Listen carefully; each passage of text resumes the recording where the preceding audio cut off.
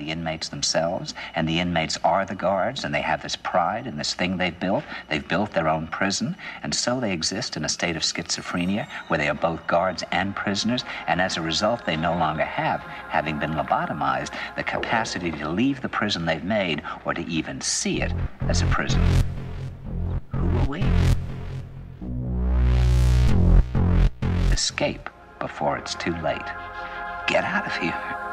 Of course, the problem is where to go, because it seems quite obvious that the whole world is going in the same direction.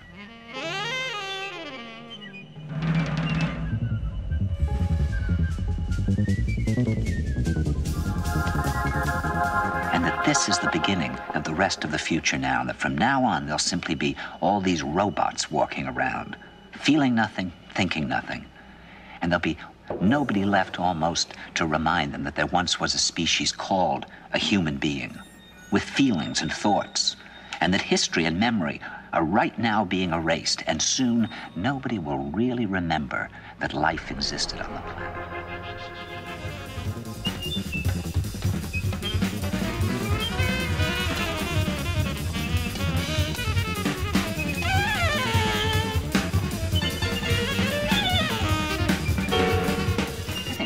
Trance.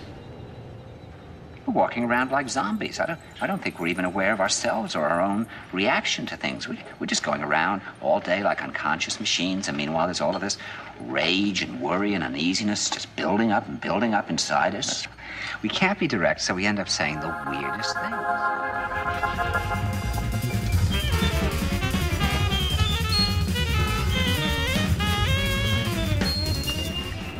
Symbols.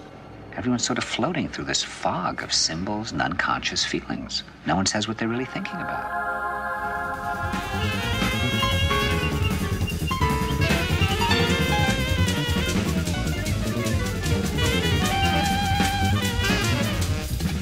It's amazing how often a doctor will live up to our expectation of how a doctor should look. When you see a terrorist on television, he looks just like a terrorist. I mean, we live in a world in which fathers or single people or artists are all trying to live up to someone's fantasy of how a father or a single person or an artist should look and behave. They all act as if they know exactly how they ought to conduct themselves at every single moment, and they all seem totally self-confident. Of course, privately, people are very mixed up about themselves. They don't know what they should be doing with their lives.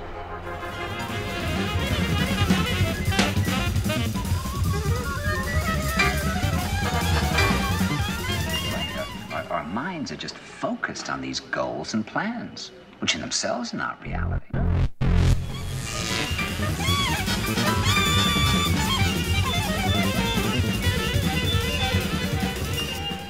And because people's concentration is on their goals, in their life they just live each moment by habit. Things just very rarely go haywire now. And if you're just operating by habit, then you're not really living.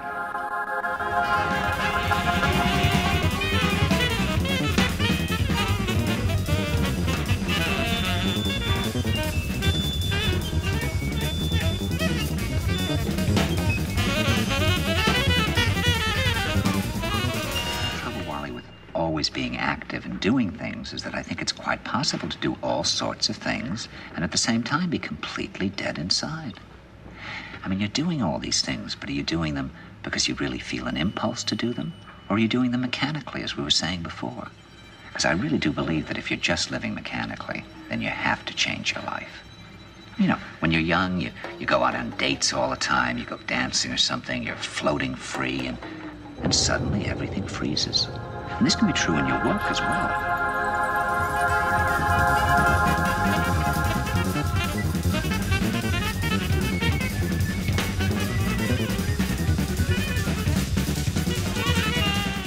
I mean, of course, if you're really alive inside, then of course there's no problem.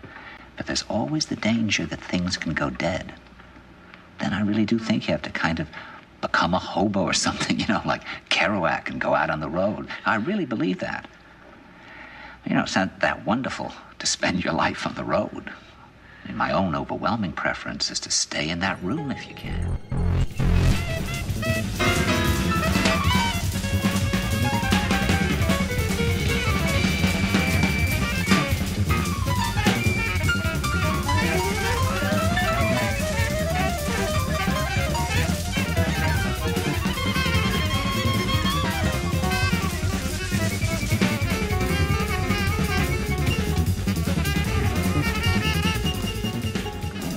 very frightening thing, Wally, to have to suddenly realize that, my God, I thought I was living my life, but in fact, I haven't been a human being. I've been a performer.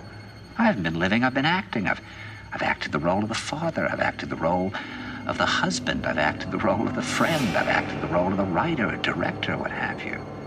I've lived in the same room with this person, but I haven't really seen them. I haven't really heard them. I haven't really been with them.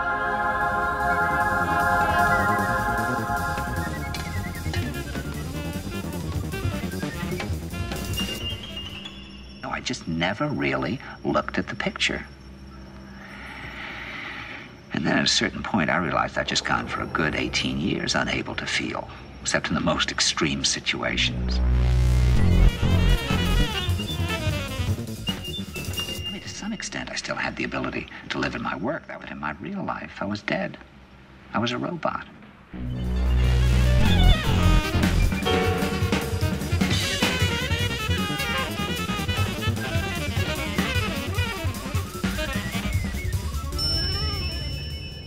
I don't know about you, Wally, but I just have to put myself into a kind of training program to learn how to be a human being. I mean, how did I feel about anything? I didn't know. What kind of things did I like? What kind of people did I really want to be with, you know? And the only way that I could think of to find out was to just cut out all the noise and stop performing all the time and just listen to what was inside me.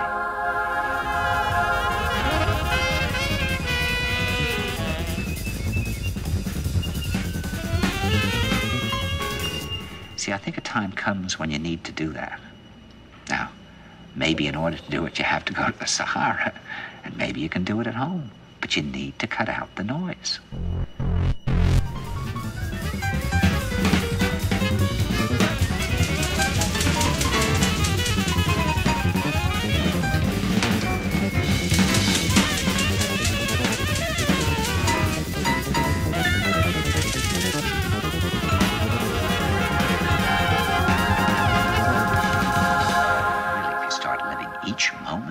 That's quite a challenge. I mean, if you really reach out, you're really in touch with the other person, well, that really is something to strive for, I think. I really do. Of course, there's a problem because the closer you come, I think, to another human being, the more completely mysterious and unreachable that person becomes. You know, people hold on to these images of father, mother, husband, wife, again, for the same reason, because they seem to provide some firm ground. But there's no wife there. What does that mean? A wife, a husband, a son. Who are we?